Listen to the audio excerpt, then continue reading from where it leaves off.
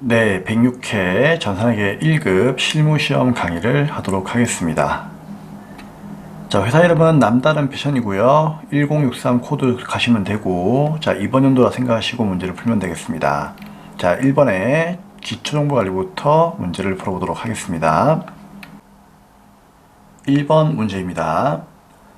아래의 자료를 바탕으로 다음 개정 과목에 대한 조별을 추가로 등록하시오라고 되어 있네요. 자, 그러면 이거는 쉬운 거죠. 네, 개정 과목 조교 등록 가시면 되고요. 그리고 500 몇 번이었죠? 네, 11이었죠. 자, 순간 이동하시면 되고, 자, 복리후생비 보이죠? 자, 여기에 현금 적용 부분에 몇 번, 넘버 9번에다가 한 개 새롭게 입력하라는 얘기죠.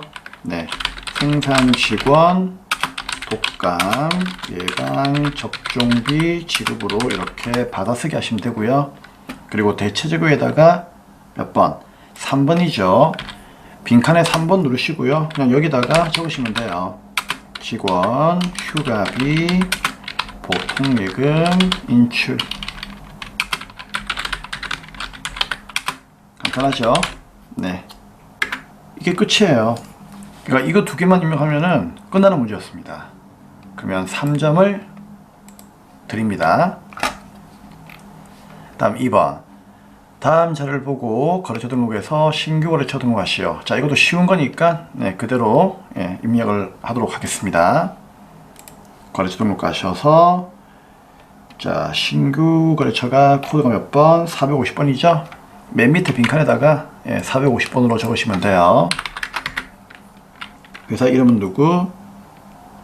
네, 주식회사 대박이죠. 그리고 유형 선택은 동시죠. 3번. 사업자 번호, 네, 403, 파나, 그 다음에 51065 적으시면 되고, 대표 이름은 박대박, 업태, 네, 제조, 종목은 원단이가 되어 있죠. 사업장 주소는 그 우편번호 입력을 생략하라고 되어 있으니까요. 어떻게 하면 된다? 경상북도 그냥 받아쓰기 하시면 됩니다. 칠곡군 지천면 달서원길 16 이렇게 적으시면 되겠습니다. 자, 다른 건 없으니까요. 그냥 이게 끝이에요. 네, 더 이상 할 게 없죠? 1에서 10 빠져나오시면 2번도 끝이 납니다. 3번 문제입니다. 정기분 손익계산서를 검토한 결과 다음과 같은 오류가 발견되었고요. 정기분 손익계산서, 정기분 임명분 처분계산서, 정기분 재무상태표 중에서 관련된 부분을 수정하시오. 첫 번째, 시키는 거 먼저 하면 되겠죠? 손익계산서에 광고 선전비가 380만원만큼이 틀린 금액이고요. 올바른 금액은 530이라는 얘기죠. 어떻게 하면 되죠? 일단 시킨 대로 손익계산서 하면 되겠죠. 여기에서 광고 선전비를 봅니다. 얼마 있습니까? 380이죠?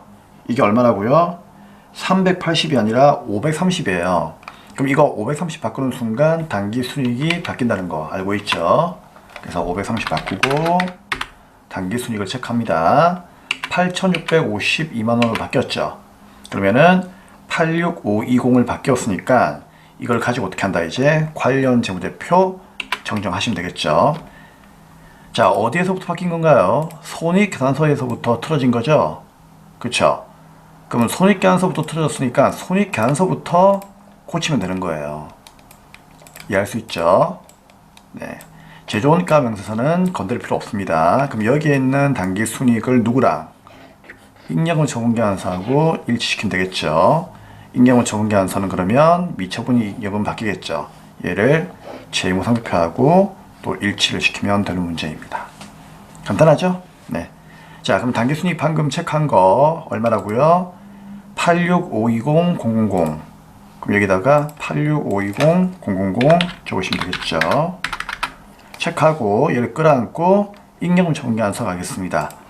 자, 손익계산서 닫으시면 되고요. 임명분 처분계산서. 자, 단기순이익이 안 맞죠? 네. 이거 그냥 불러오게 하면은 자동으로 바뀌어지죠? 이해하면은 자동으로 바뀌어집니다. 그럼 두 개 합쳐가지고 금액이 미처분이익잉여금 163400으로 바뀌죠? 그렇죠? 그럼 이거 끌어안고 이제 종착역 어디로 간다? 재무 상대표로 가면 끝나는 거예요. 닫으시고 이제 정기분 재무 상대표 클릭. 여기에 2월이 입력은 어때요? 금액이 안 맞죠? 네, 방금 확인했던 163400,000으로 바꾸어서 엔터를 치면은 여기 있는 차액이 없어지면서 차변과 대변의 합계가 일치가 될 겁니다. 끝입니다. 이해듯이 빠져나오시면 되겠습니다. 자, 항상 쌤이 얘기 드리지만은 관련 재무제표는요, 첫 번째보다 문제가 시키는 걸 먼저 하시면 돼요. 이거부터. 그러고 나서 변경된 사항이 여기서부터 변경되었으니까 순서가 제손 2표였죠. 기억나시죠? 제손 2표. 기억나시죠? 근데 여기서부터는 영향이 없으니까, 여기서부터 바뀌었으니까 여기서부터 바뀌어지는 이 두 가지만 맞춰주면 되는 거죠. 그쵸? 네. 됐습니다. 자, 이렇게 해서 우리는 1번 문제는 끝이 났고요. 이제 파트 2, 네, 일반전표 입력으로 가도록 하겠습니다. 입력 시 유의사항 한번 읽어보시고요. 자, 1번 문제부터 풀이를 하겠습니다. 7월 18일 날 괴한공구에 지급할 외상매입금 얼마? 3,300 있죠? 갚아야 할 돈이 있다는 얘기예요. 근데 1번은 아래 전자어음을 발행했다는 얘기죠. 어음을 발행했으면 이제 어음에 대한 돈을 우리가 지급을 해야 되는 거니까 지급어음으로 분개하시면 되고요. 나머지는 보통예금에서 주었습니다. 그러면 부채를 갚았으니까 차변에 뭐다? 외상매입금이라고 하는 부채가 첫 번째 사라지겠죠. 3,300 거래처는 괴한공구. 대변에 돈 줄게. 첫째, 어음을 주었죠. 얼마? 2,300. 그럼 이거는 2,300으로 지급어음으로 분개하면 됩니다. 당연히 내가 발행했으니까 나중에 괴한공구한테 갚아줘야 되겠죠. 거래처 체크하시고 나머지 1,000만원만큼은 보통예금 쏘았으니까 보통예금 나간다. 간단한 문제였죠. 자, 일반전표에 가서 그대로 분개하겠습니다. 자, 7월 며칠 날 18일 날 차변에 외상매입금이라고 하는 부채가 감소하네요. 왜? 갚았으니까. 거래처는 꼭 달아야 되겠죠? 돈 줄 거, 돈 받을 건 무조건 달아야 됩니다. 3,300. 자, 대변에 돈 줄게. 어음을 줬으니까 지급할 어음이죠. 2,300. 얘도 거래처를 달아주셔야 됩니다. 괴한공구. 네. 얼마입니까? 2,300이죠.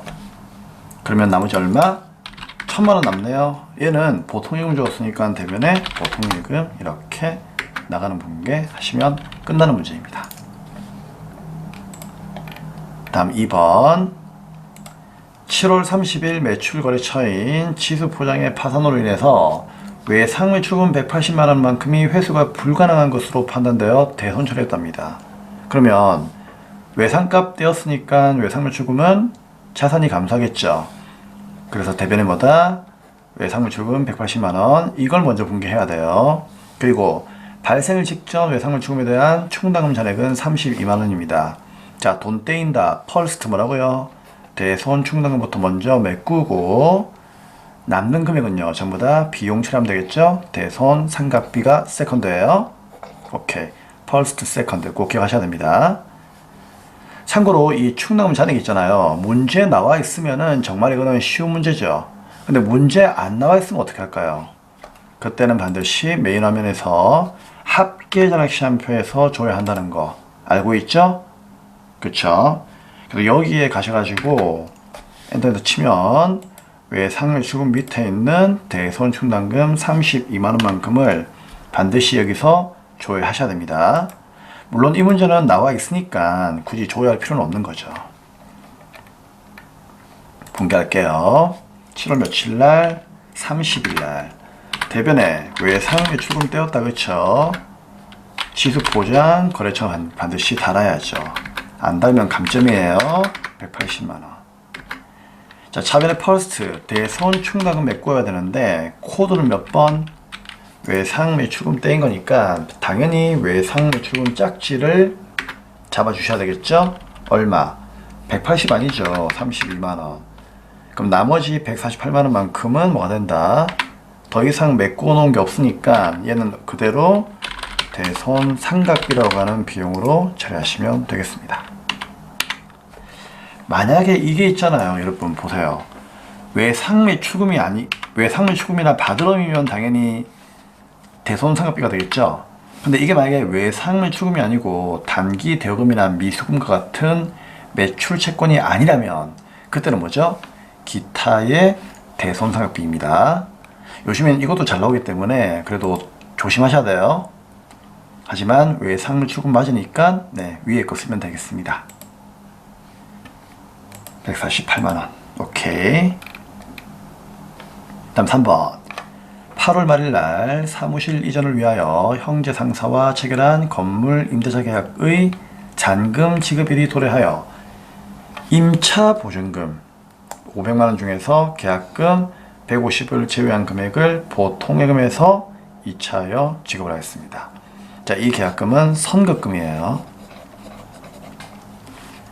이게 무슨 말인가 하면요, 이거예요. 형제 상사한테 내가 이제 세를 들어가기로 하고 계약을 했는데, 예전에 이제 뭐였다? 예전에 이제 우리가 미리 준 돈이 있었다는 얘기죠. 선급금. 그럼 얘는 이제 차변이죠. 자산이니까. 그쵸? 왜냐면 이제 건물 원래 이제 세 들어가게 되면은요, 미리 돈을 이렇게 준단 말이에요. 150이라도 줘야만 이제 계약이 안 깨지는 거지. 그쵸? 그렇기 때문에 계약금 미리 주고, 그 다음에 이제 계약서를 쓰게 되면 어떻게 한다? 이제 쓰는 그날에 보증금 주게 되면은 이제 보증금을 분개하면 되는 거죠. 그렇죠? 그럼 이 보증금이 이제 자산이잖아요. 원래 세입자 입장에서는 보증금을 주게 되면은 나중에 방 빼면 뭐예요? 보증금 달라고 해야 되겠죠? 그래서 보증금 이건 누구 거? 내 거예요, 내 거. 방 뺄 때까지는요, 내 돈이에요. 그렇죠? 그렇기 때문에 자, 이거 자산으로 분개하고, 그 다음에 계약금 미리 준 거 빼고, 그 다음 나머지를 더 추가로 주면 되는 거죠. 간단한 문제였죠. 자, 8월 30일로 가서 공개합니다. 차변에 보증금 주었습니다. 아무리 보증금을 주었다 할지라도 이건 내 거예요. 방 뺄 때 달라고 해야 되는 거니까 다시 강조했습니다. 자, 거래처 누구? 형제 상사 반드시 달아주셔야 됩니다. 보증금도 방 뺄 때 달라고 해야 되는 거기 때문에 채권이에요, 채권. 얼마? 500. 근데 전에 미리 준 돈 있었죠? 선급금 빼고 대변에 선급금도 거래처 다는 거 알고 있죠? 위에 거래처하고 밑에 거래처가 같을 때는요, 굳이 적지 마시고 플러스 키 누르면은 05개가 생기거든요. 이 상태에서 엔터 한번 쳐보세요. 위에 거 코드가 그대로 따라옵니다. 자, 얼마? 150이고요.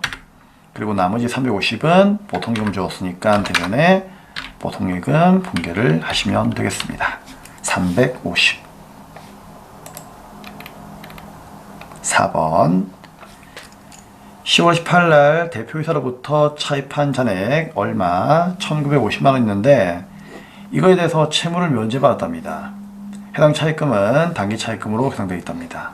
아, 그러니까 우리 회사가 돈이 없어가지고 대표이사한테 돈을 빌린 거야. 그쵸? 그게 단기 차입금으로 분개되어 있다는 얘기는 당연히 그 당시에 뭡니까? 이게 대변의 부채의 증가로 있었다는 얘기죠?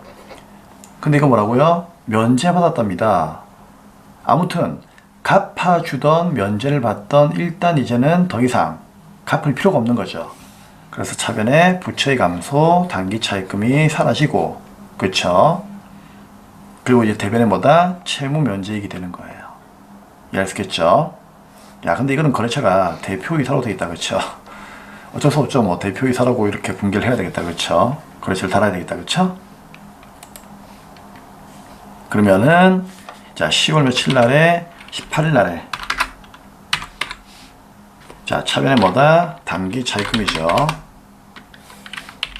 단기 차입금 거래처 하는 거 알고 있죠? 거래처 누구? 네, 대표이사이죠? 그럼 대표이사 이름이 나와야 되는데 어라?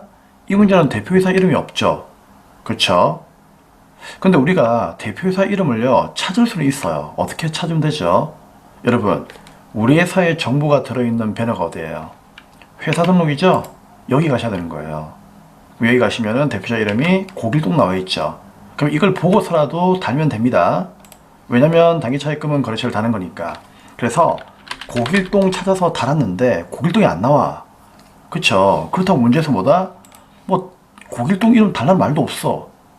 그죠? 그래서 시험장에서 대부분 수험생들이 이름이 안 나오니까 그러니까 얘는 뭐다? 거래처를 안 달아야 되는 것 같다 라고 이제 생각을 하고 거래처를 안 달아가지고 그렇죠. 이의제기 신청을 한 분들이 정말 많았어요. 그런데 받아들이지 않았습니다. 무슨 의미냐? 야, 대표이사 적으니까요. 이 거래처가 대표이사 이렇게 있다는 얘기예요. 적어놨는데 왜 안 달았느냐 그 얘기예요. 그쵸?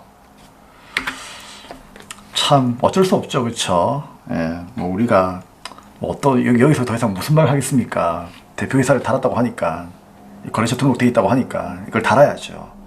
설마 이 거래처 이름이 대표이사로 되어 있었을 줄 전 진짜 저도 꿈에도 몰랐어요. 이렇게 되어 있더라고요. 어쩔 수 없습니다, 여러분. 뭐 할 수 없죠. 네.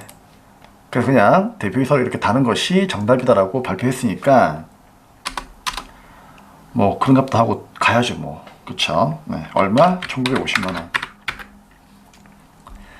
그래서 이제 제 생각인데 이제 앞으로는 이렇게 해라 그런 이제 의미인 것 같아요. 네.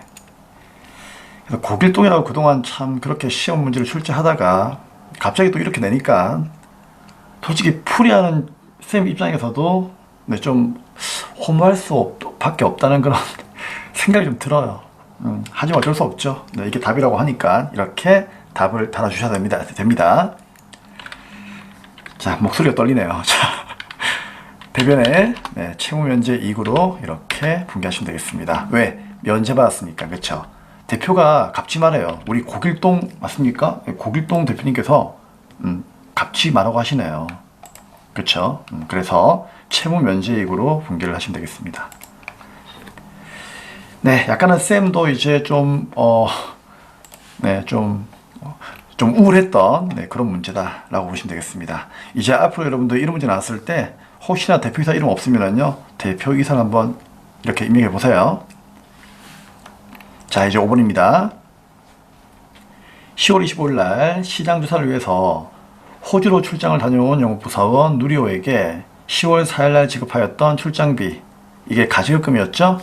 그럼 그 당시에 아마 이렇게 분개했을 거야. 10월 4일 날에 뭐 대변에 현금 나가고 얼마 뭐 300 이렇게 분개했겠죠? 그리고 이제 어림잡아 주었지 뭐. 그쵸? 어림잡아 주었으니까 차변은 뭐다? 일단 가지급금 이렇게 분개 놓았을 거예요. 그쵸? 근데 실제로 이제 여비교 통비로 지출한 285만원에 대해서 영수증과 전액 15만원만큼을 현금으로 받았답니다. 자, 그럼 드디어 밝혀졌죠? 그럼 대변의 가지급금이 그대로 사라지면서 1번 차변은 뭐다? 여비교 통비 285만원 2번, 그리고 이제 나머지는 직원 주머니 안에 들어있겠죠?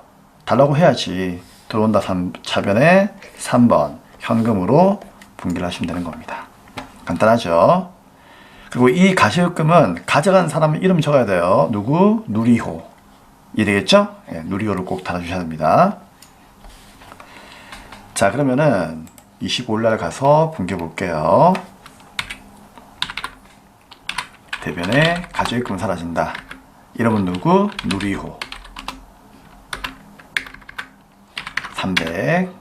그리고 차변에 뭐다? 여비 교통비 285만원. 자, 이 사람이 이제 공장 직원 아니었죠. 그러면 800번대 누르시면 돼요. 얼마? 이거는 이제 285만원이었죠. 그리고 나머지는 현금 받았으니까 현금 15만원 분개하시면 되는 겁니다. 네, 영업부였기 때문에 800번대 비용으로 처리하시면 되는 겁니다. 6번 문제입니다. 11월 4일 날 확정 기여형이죠. 급여형이 아니라 기여형이에요. 퇴직연금 불이백 500만원, 영업부가 200, 생산부가 300인데 보통유형 계좌에서 이체가 되었습니다. 자, 우리가 직원들의 퇴직금을 보장하기 위해 가지고 사외에다가 퇴직금 적립합니다 라고 이야기를 했죠. 그러면 대변에 일단 보통예금이 500 나가는 건 확실하죠. 근데 이게 영업부하고 생산부로 나누어져 있는데 확정기여형은 돈을 주는 순간 뭐다? 직원들의 통장에 돈이 입금되기 때문에, 그쵸? 이거는 퇴직금을 준 거나 다름이 없어요. 그렇기 때문에 퇴직급여 800번대 200만원 이렇게 비용 처리하시면 되고요. 생산부는 500번대 300만원 이렇게 비용 처리하시면 되는 겁니다. 자, 쉬운 문제였습니다. 자, 11월 4일 날에 갑니다. 대변에 보통예금 나갑니다. 일단 얼마? 500이 나가겠죠. 자변에 퇴직급여 몇 번대? 800번대 먼저 할까요? 네, 800번대. 네, 여기 있죠. 자, 얼마입니까? 이거 얼마였지? 네, 200이었죠. 그리고 나머지는 500번대 퇴직급여 비용 처리를 하시면 되겠습니다. 얼마? 300이 되겠습니다. 네, 이렇게 해서 일반전표에 대한 수업은 마무리를 하도록 하고요. 자, 이제 다음 문제 메인 매출전표 입력으로 가도록 하겠습니다. 입력 시 유의사항은 한번 읽어보시고요. 자, 1번부터 풀이를 하도록 하겠습니다. 일반전표는 이제 끄시면 되고요. 메인 매출전표 띄우시고, 네, 1번 7월 14일 거부터 보도록 하겠습니다. 미국에 소재한 HK사의 제품 500만원 직수출했죠. 6월 말일날 수령한 계약금 1000만원만큼을 제외한 대금은 모두 외상으로 하였습니다. 직수출도 수출이니까 매출로 가야 되겠죠. 그럼 매출의 수출로 가시면 되겠습니다. 자, 7월 14일 날 매출의 수출 몇 번? 네, 16번이죠. 무엇을 팔았습니까? 네, 제품을 팔았네요. 금액은 5천만원이라고 나와 있고요. 수출도 0세니까 어차피 부가세는 0이에요. 그쵸? 거래처는 누구입니까? HK사. 영어로 H만 쓰면 될 거예요. 그럼 HK가 나오죠. 그리고 엔터를 치면은 0세율 구분 나오는데 수출은 직수출이니까, 그쵸? 1번에 직접 수출로 체크를 하시면 되겠습니다. 신고번호 안 나와 있으니까 무시하시고요. 분개하시면 되겠습니다. 자, 대금은 일부가 계약금이고 일부가 외상이니까 아무튼 복잡하죠. 그러면 무조건 뭐다? 혼합으로 가시면 되고요. 대변에 제품 매출 얼마? 5천만원. 그리고 차변에 돈 들어오는 것만 분개하면 되겠죠. 6월 30일 날에 수령한 계약금은 뭘까요? 6월 30일 날에 수령했다는 얘기는 먼저 받았다. 받을 숫자죠? 선수금을 의미하는 거예요. 그럼 차변에 선수금이라고 하는 부채가 사라집니다. 얼마가 사라집니까? 네, 1000만원 사라지고요. 나머지 4천만원만큼은 차변은 뭐다? 외상이니까 팔았죠. 외상 팔았으니까 매출금이라고 하는 자산이 증가하는 겁니다. 자, 다음은 2번입니다. 8월 5일날 동도유통에 제품을 판매하고 판매 동그라미 다음과 같이 전자성견서 체크 발급하였습니다. 대금 중 1000만원은 서도 상사가 동도유통에다가 팔았는데 서도 상사가 발행한 오음을 배서양도 받았습니다. 무슨 말일까요? 동도가 나한테 돈 줘야 되는데 동도가 이제 예전에 자기가 서도하고 거래를 했는가 봐요. 서도한테 뭐다? 바드럼이 있었는데 그 바드럼을 나보고 받으라고 주는 거야. 그럼 거꾸로 내가 배서양도를 받은 거죠. 내가 배서양도를 한 게 아니고. 그쵸? 자, 그래서 이런 경우에는 거래처가 누구이다? 서도 상사로 간다는 거. 중요한 내용이죠. 나머지는 다음 달에 받을게요. 자, 그러면은 판매하고 세운계약서니까 8월 5일 날에 매출에 뭐가 된다? 당연히 과세가 되겠죠. 자, 우리 여러분들 이제 뭐 세운계약서 나오면은 과세로 간다는 거, 이런 유형 선택은 어려운 게 아니니까 이제 좀 빠르게 입력을 해야 됩니다. 그쵸? 자, 품목은 누구입니까? 의류라고 나와있다. 그쵸? 네, 뭐 제품이라고 해도 괜찮고 관계없죠. 공급가 3개 나와 있습니다. 그럼 의류 1000만원, 100만원. 거래처는 누구입니까? 일단 나는 동도유통에 팔았죠. 그럼 거래처는 동도유통이에요. 전자혜택 체크하고 분계는 어떻게 한다? 혼합으로 가야 되겠죠. 대금 중이니까 복잡하다는 얘기죠. 그럼 대변에 물건 판 건 확실해요. 제품 매출, 부가세 일수금. 그쵸? 그럼 차변은 뭐다? 돈 들어오는 것만 분개하면 되겠죠? 첫 번째 뭐 들어온다? 오음이 들어옵니다. 근데 중요한 거는 배사용도를 받던 뭘 받든 간에 일단 나는 돈 받을 사람이죠. 돈 받을 사람이 어음을 받는다.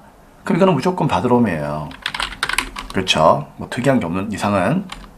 근데 문제는 뭔가 하면은 이 받으러움이 이제 얼마입니까? 1000만원이죠? 그럼 1000만원인데, 자, 문제는 받으러움의 거래처가 동도유통이 맞느냐, 이게 아니란 얘기죠. 왜? 동도가 나한테 그러는 거예요. 야, 이거 서도가 줄 거야, 그러는 거예요. 그럼 서도한테 받아야지. 그래서 이거 거래처를 서도로 바꾼다는 거, 이게 제일 중요한 포인트입니다. 그럼 나머지 이제 100만원만큼은 외상이니까 외상매출금으로 하시면 된다, 그 얘기였어요. 다음은 3번 문제를 보도록 하겠습니다. 8월 20일 날 일반 과세자인 하만전자로부터 영업부 직원들에게 지급할 업무용 휴대전화 유형자산으로 보겠답니다. 그러면 이런 경우에는 이제 전화기를 우리는 비품으로 봐야 되겠죠. 유형자산으로 본다고 했으니까. 그쵸? 자, 아무튼 이제 이거 세대를 483만원 부가세세 포함입니다. 포함. 그쵸? 구입하고 법인 명의의 국민카드로 결제했습니다. 구입 동그라미, 카드에 체크. 그러면 매입의 카드 과세가 되겠죠. 그러면은 자, 이제 갑니다. 8월 20일 날 매입의 카드 과세니까 몇 번? 네, 57번이죠. 업무용 스마트폰 구입을 했을 때 카드 결제했다, 세금계산서 받아왔다, 매입세 공제 당연히 되는 거죠. 업무용으로 쓰는 거니까. 그쵸? 자, 품목은 이제 스마트폰, 휴대전화 뭐 이렇게 적으시면 되겠죠. 자, 세대인데 뭐 굳이 단가 안 나와 있으니까 뭐 세대 안 적어도 괜찮아요. 그냥 공고가액에다가 484만원 이렇게 적으시면 되고요.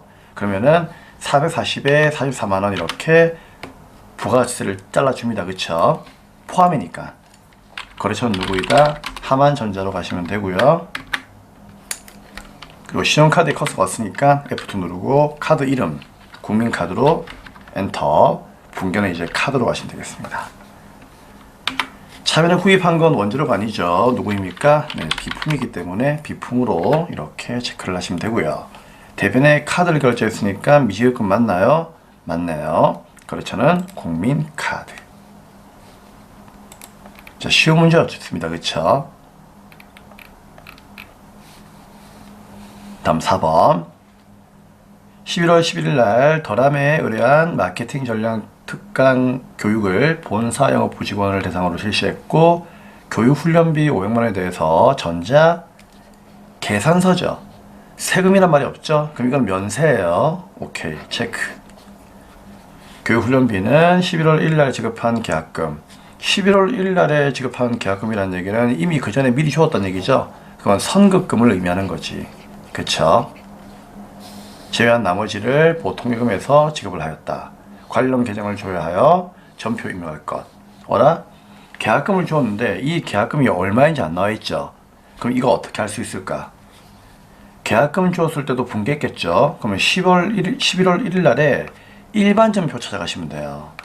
그래서 이런 경우에는 재빠르게 일반 전표를 띄우셔가지고 11월 1일로 갈 수 있도록 합니다. 자, 빠르게 조회해 볼게요. 얼마인지만 보면 돼. 얼마. 여기에 100만원이라고 되어 있죠? 100만원을 의미하는 겁니다.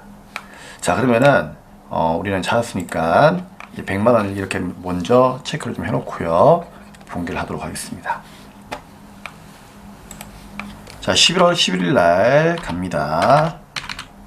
유형 선택은 일단 뭐다? 계산서를 받았으니까 면세가 되겠죠.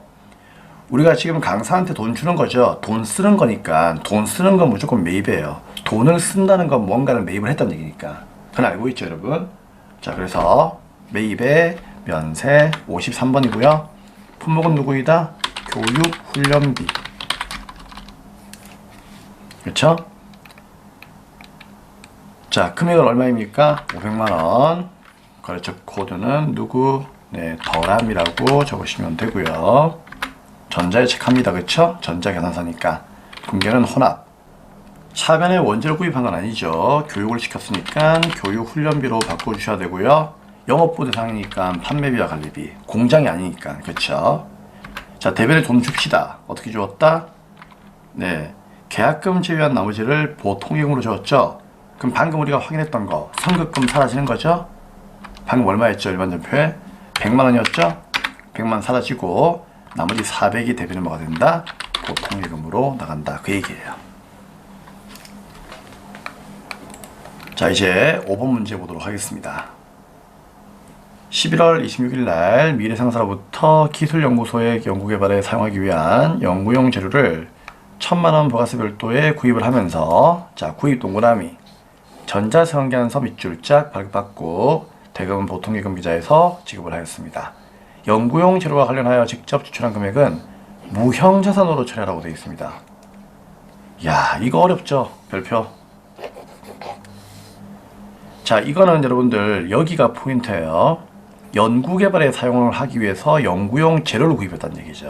그럼 선생님 이거 원재료 아닙니까? 아니죠. 원재료가 되는 거는요, 제품을 만들 때 원재료예요. 이거는 단지 뭐다? 연구개발에 사용하기 위한 연구용 재료를 구입한 거죠. 그쵸? 그럼 연구용 재료는 어떻게 분배할 거냐? 만약에 비용으로 처리하라고 했다면은 그때는 뭐다? 혹시 여러분들 기억나세요? 경상의 연구개발비. 그쵸? 비용으로 처리하라고 했다면 경상의 연구개발비라고 하는 게 있어요. 그걸 쓰면 되는데 자산으로 처리하라고 되어 있죠. 그것도 무형자산. 그 무형자산으로 처리한다는 것은 뭐다? 개발에 사용했으니까 개발비로 분개하는 얘기예요. 이해되겠죠? 그래서 우리 왜 개발 단계가 있었고 연구 단계가 있었잖아요. 기억나시죠? 그 개발 단계로 본다 그런 얘기예요. 그래서 무형자산으로 처리한다는 얘기는 개발 단계로 볼 것이다 라는 의미입니다. 그러니까 당연히 뭐다? 자산으로 분개하는 거고, 만약에 이게 비용으로 처리할 것이라고 나온다면 그건 뭐다? 연구 단계로 보는 거기 때문에 경상의 연구비 비용 처리하시면 되는 거예요. 자, 그러면은 일단 구입하고 세운계한서니까 매입의 과세죠. 자, 11월 26일 날 매입의 과세 몇 번? 51번 가시면 되고요. 품목은 뭐 연구용 자재 해도 괜찮고요. 아니면 뭐 개발비로 쓰세요. 괜찮아요.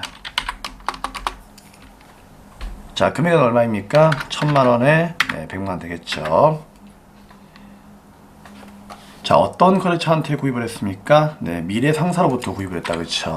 그럼 미래상사라고 달아주시면 되고, 전자에다 체크합니까? 네, 전자성기한서 체크해야 되겠죠. 분계는 어떻게 한다? 혼합으로 가시면 됩니다. 차변은 원재료가 아닙니다. 무형자산 개발비로 분계하시면 되는 거고요. 대변에 돈을 줘야 되는데 보통예금으로 주었으니까 보통예금 나간다. 네, 1100만원 이렇게 분계를 하시면 되겠습니다. 다시 한번 얘기 드리지만 만약에 무형자산이 아니라 비용 처리해라, 연구 단계에서 발생했다 이 말 나오면은요, 그때는 정답은 뭐다? 경상이란 말을 치시면은요, 경상의 연구개발비가 있어요. 그쵸? 아무런 말이 없으면 800번대로 입력을 하시면 되는 겁니다. 이것도 꼭 기억하세요. 자, 다음은 이제 6번 문제입니다. 생산부가 사용하는 업무용 승용차가 2000cc. 딱 보는 순간 뭐다? 아, 이건 불공이네. 답이 나오죠. 네, 공제가 안 돼. 1000cc를 초과하고 8인승 이하이면은 개별 소비세 과세 대상 차량이니까 이런 경우는 공제가 안 되죠. 아무튼 엔진 오일과 타이어를 교환하고 전자성기한서 체크, 교환 비용 82만 5천원 부가세 포함입니다. 야, 이거 잘라야 되겠는데? 그쵸? 나중에 이거 계산기로 나누기 1.1 해야 됩니다. 전액 보통예금으로 이체했습니다. 교환 비용은 차량 유지비로 처리할 것. 12월 4일로 가시면 되고요. 자, 유형 선택은 일단 돈 썼으니까 매입이죠. 세운기한서 받았는데 하필이면 수용차야. 그것도 불공제 승용차. 공제가 안 되죠. 54번 가시면 되고요. 품목은 뭐다?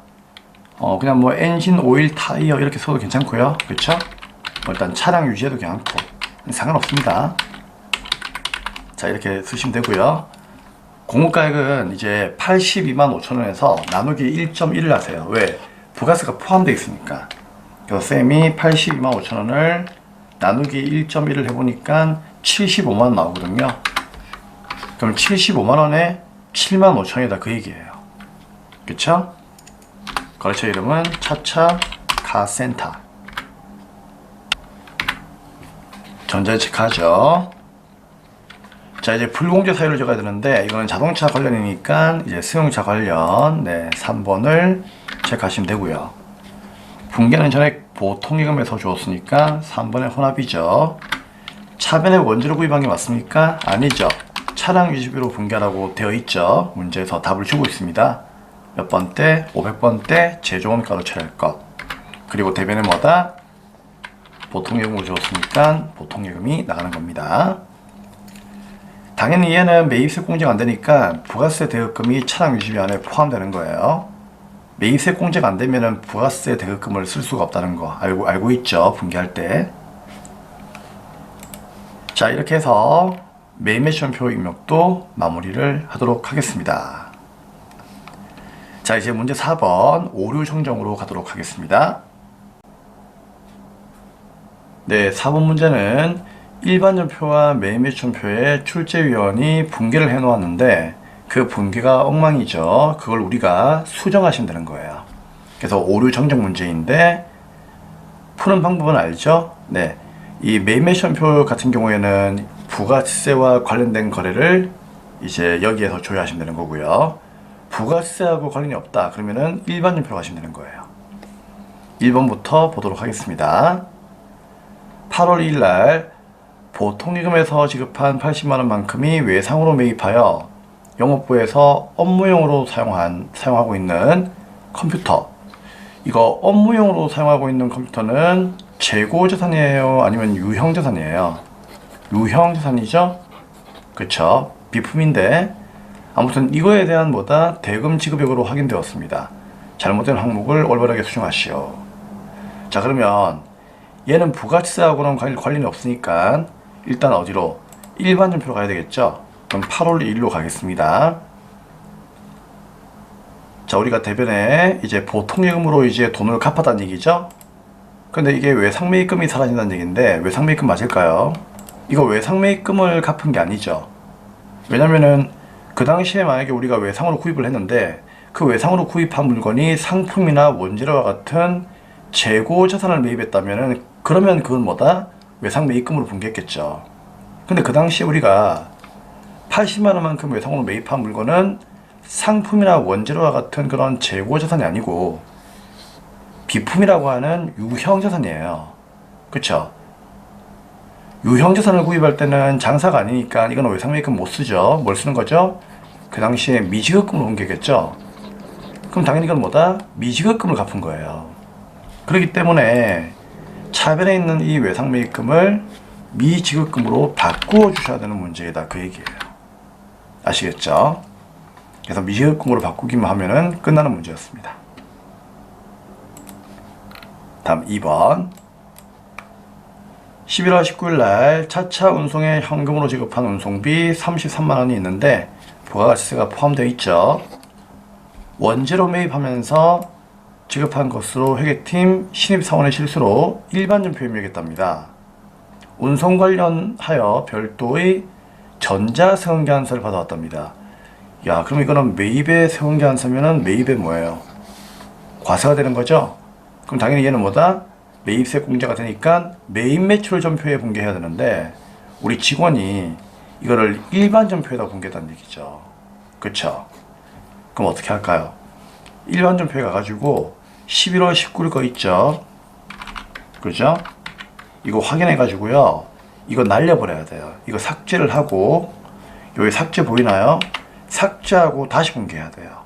그런데 이거 지금 있잖아요. 분개도 잘못되었죠. 이거 운반비 아니에요. 운반비가 아니고 뭐다? 원재료입니다. 왜? 원재료 매입할 때 들어가는 비용은 어떻게 한다고요? 우리 구입 시의 비용은 원가에 포함한다. 알고 있죠? 그쵸? 그렇기 때문에 원재료로 분개해야 되는 거지 운반비로 분개하시면 안 돼요. 자, 이거는 부가세 포함이니까 30만원에 3만원으로 잘라주셔야 됩니다. 자, 그러면은 일반전표는 이제 삭제를 할게요. 아예 지워버리고 그리고 매입 매출전표로 가셔가지고요 11월 19일로 가야 됩니다.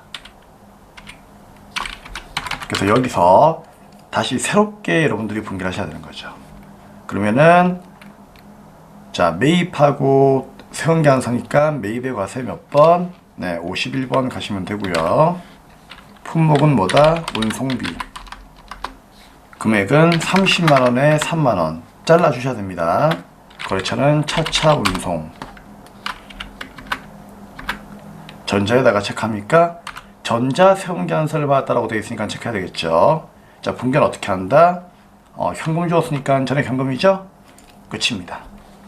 그리고 여기는 원재료로 무조건 놔두셔야 됩니다. 운반비 아니에요. 구입 시의 비용은 원가에 포함해야 되니까. 이게 끝이에요. 대변의 현금, 자변의 원재료, 부가세 대급금. 네, 이렇게 해서 오류 정정에 대한 문제도 마무리를 하도록 하겠습니다. 자, 이제 결산 문제로 가도록 하겠습니다.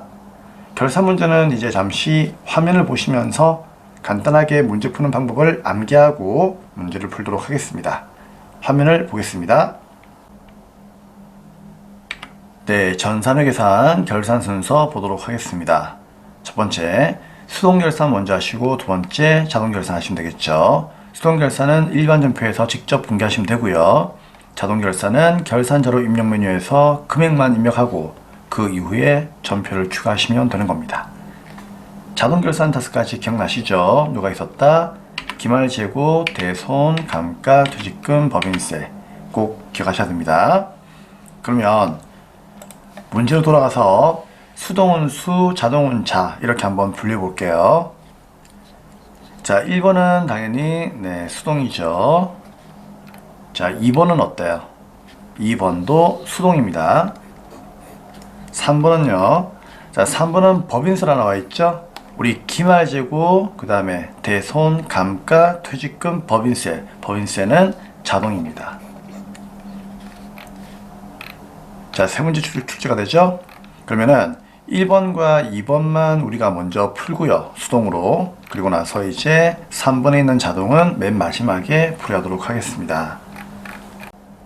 1번, 결산 현재 재고자산을 실사하던 중 도난 파손의 사유로 수량 부족이 발생한 제품의 원가는 200만원으로 확인되었답니다. 수량 부족의 원인은 비정상적인 것으로 발생된 것입니다. 자, 이거는 어떤 거죠, 여러분? 재고자산의 감모 손실에 관한 거죠. 자, 우리 재고자산 감모 손실은 크게 둘로 나누죠. 첫째는 뭐가 있다? 정상적인 경우가 있고요. 두 번째는 비정상적인 경우가 있었죠.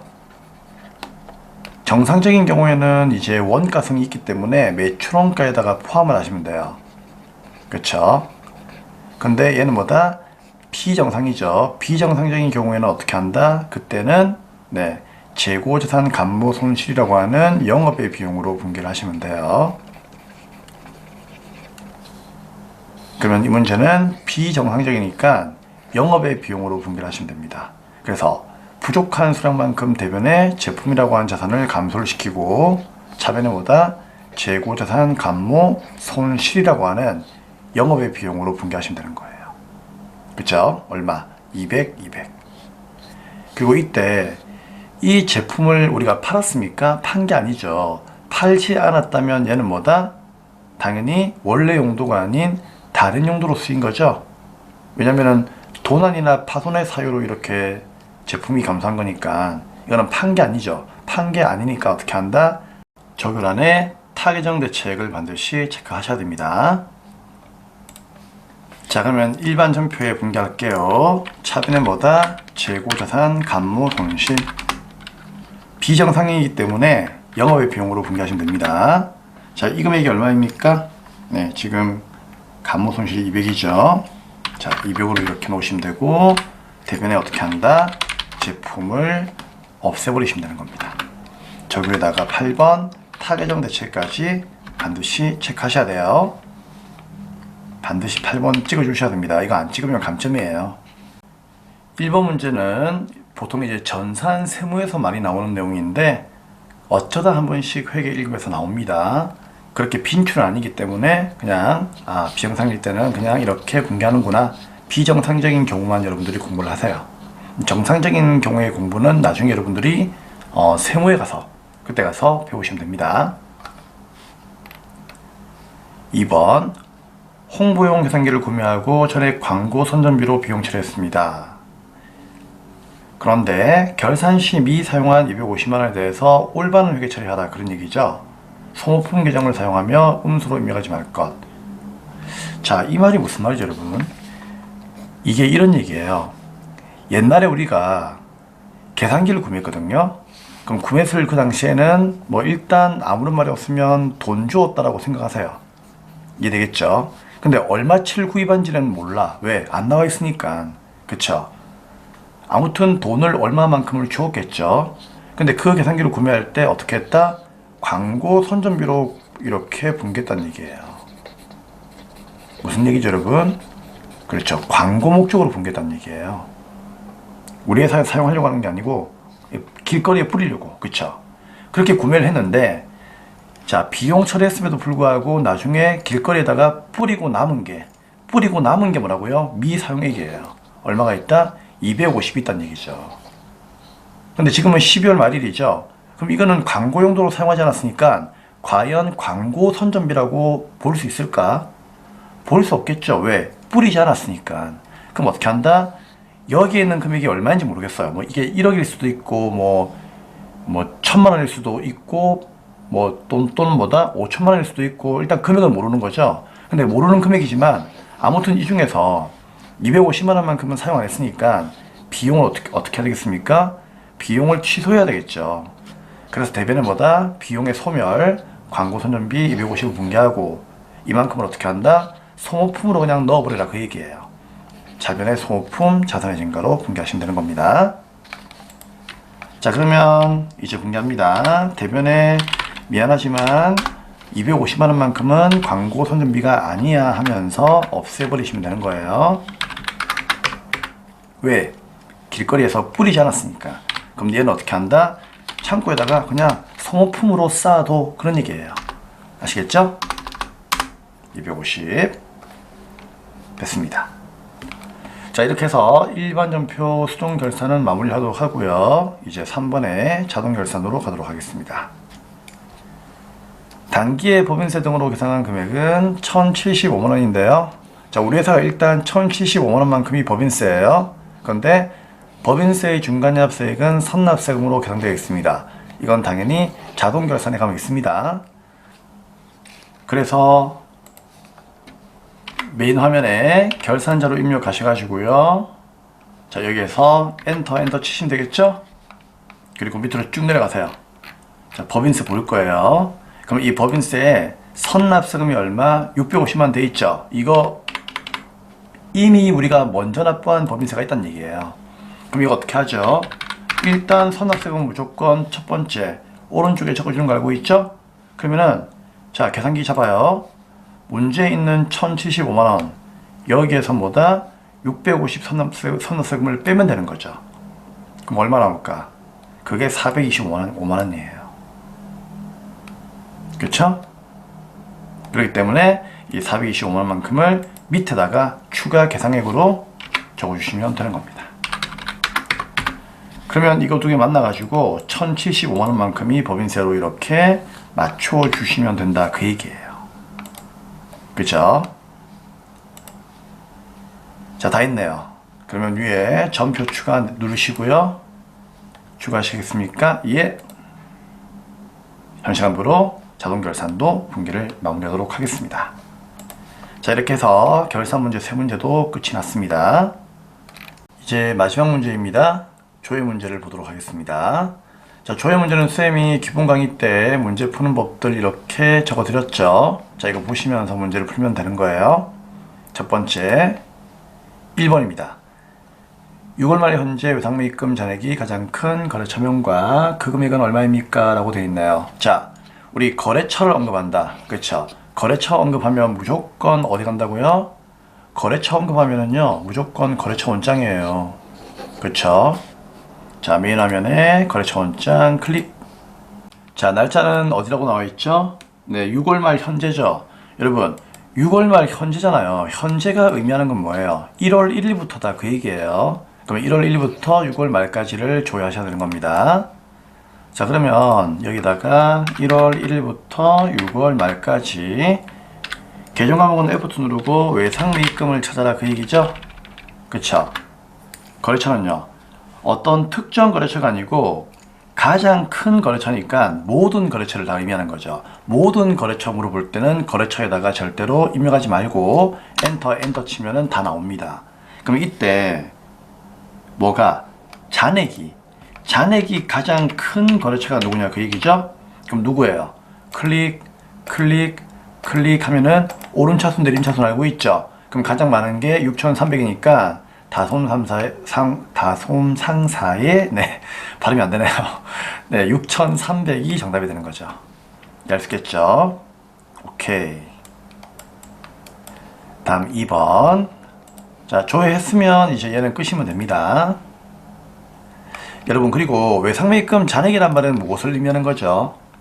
외상매입금은 갚을 거죠. 그러니까 갚지 못하고 아직까지 잔액으로 남아있다 그 뜻이에요. 즉 미상환액이에요. 다른 말로. 그래서 미상환한 금액이다라고 이렇게 여러분들 아셔야 됩니다. 다음 2번. 부가치세 1개 확정 신고기간 4월에서 6월까지의 차가감하여 납부할 부가치세는 얼마입니까? 라고 되어 있네요. 그럼 이건 어디 갈까요? 부가가치세에 대한 언급이 나오면은요, 무조건 부가세 신고서를 가시면 됩니다. 특히 뭐 납부세액이라든지 차가감 납부세액 이런 거 물어보면은 무조건 부가세 신고서 가시면 돼요. 여기 있죠? 클릭. 간이가 세자는 이거는 쓰지 마세요. 이거는 우리는 법인 사업자 위주로 시험 치기 때문에 법인 것만 보시면 돼요. 그리고 날짜는 4월에서 6월까지 1기 확정이죠? 네. 자, 세 달을 놓으시고 엔터. 자, 그러면 이때 차가감 납부세액은 여기에 있습니다. 어디에 있을까요? 여기 밑에 보시면은 차가감하여 납부할 세액이라 되어 있죠? 자, 이 금액이 정답이에요. 우리 납부세액하고 차가감 납부세액은 틀리죠. 납부세액은 매출세액에서 매입세액을 뺀 금액인 이 금액이죠. 그쵸? 근데 여기에서 추가적으로 좀 더 공제받을 수가 있어요. 예를 들면 우리가 이론 강의 때 배웠던 거 있죠. 신용카드 매출전표, 그렇죠. 그 발행세액 공제 기억나십니까? 네, 그것도 있었고요. 그리고 또 뭐가 있었죠? 전자신고 하면은 확정 때마다 만 원씩을 공제 주잖아요. 그렇죠? 환급도 되잖아. 기억나시죠? 전자신고세 공제. 그거는 유일하게 법인도 공제가 되는 겁니다. 그리고 이제 마지막으로 하나가 더 있었죠? 누구? 그렇죠. 개인 사업자가 전자성기한서 발행하면은 건당 뭐 얼마 정도? 건당 200원이었죠? 네, 200원 정도의 공제가 되는 거죠. 그거 얘기하는 거예요. 자, 그런 거 빼면은요, 나오는 맨 마지막에 세금이 차가감하여 납부할 세액이에요. 그래서 납부세액을 물어보는 거하고 차가감 납부세액 물어보는 거는 차원이 다른 거예요. 아시겠죠? 그래서 차가감 납부세액이니까 이거 보셔야 되는 겁니다. 자, 그래서 네, 이 금액이 답이 되는 거고요. 3번. 4월에서 6월 중 4월에서 6월까지가 2분기를 의미하는 거죠. 1분기, 2분기, 3분기, 4분기 알고 있죠. 예, 3개월 동안 가는 거죠. 3, 6, 9, 12. 자, 판매비와 관리비 항목의 광고 선전비의 지출액이 가장 많이 발생한 달과 그 금액은 얼마입니까? 자, 여기서 키워드는 가장 많이 발생한 달 또는 가장 적게 발생한 달 이런 것도 있었죠. 많이 발생한 달, 적게 발생한 달 이런 말 나오면은 총계정 원장 가시면 되는 거예요. 자, 그러면은 회계관리 메인 화면에 가셔가지고 장부관리에 총계정 원장 클릭하세요. 자, 여기에서 날짜는 어떻게 한다? 4월에서 6월까지를 놓으시면 됩니다. 자, 계정 과목에 F2 누르시고 누구입니까? 네, 광고 선전비죠? 그래서 광고 선전비 800번 때부터 광고 선전비만 물어보니까 광고 선전비 800번 때까지 only 광고 선전비만 이렇게 놓으시면 되는 거예요. 엔터. 그러면 여기 나와 있죠. 그럼 이때 가장 많이 발생한 달이니까 언제예요? 어차피 비용 발생은 차변이죠. 차변 보시면 되는 겁니다. 차변에 4, 5, 6 중에서 가장 많이 발생한 건 6월 달이죠. 500이 정답입니다. 그래서 6월에 500이 정답이 되는 겁니다. 네, 다 했습니다. 그러면 이런 조회 문제들은 전부 다 정답을 어디에다가 적으시면 되는 거죠? 예, 전산 이제 회계 1급 기출문제 프로그램에서 이론 문제 답안 작성 여기 가시면은 이 안에 그쵸 작성하시면 되는데 이때 메뉴를 다 닫으셔야 돼요. 메뉴가 떠 있으면은 이거 들어갈 수가 없으니까 무조건 다 닫으셔야 돼요. 닫으시고 다시 한 번 더 눌러주시면 되겠습니다. 그럼 여기에 있는 거래처 금액 이렇게 나와 있죠. 여기에다가 적으시면 되는 거예요. 당연히 이론 문제는 여기서 찍으시면 되는 거고요. 오케이. 닫기 누르시고, 네, 현시간부로 106회 회계 1급 실무시험 강의는 마무리를 하도록 하겠습니다. 네, 연습 많이 해주시고요. 자, 다음 강의 이론 문제 해설 강의에서 뵙도록 하겠습니다. 감사합니다.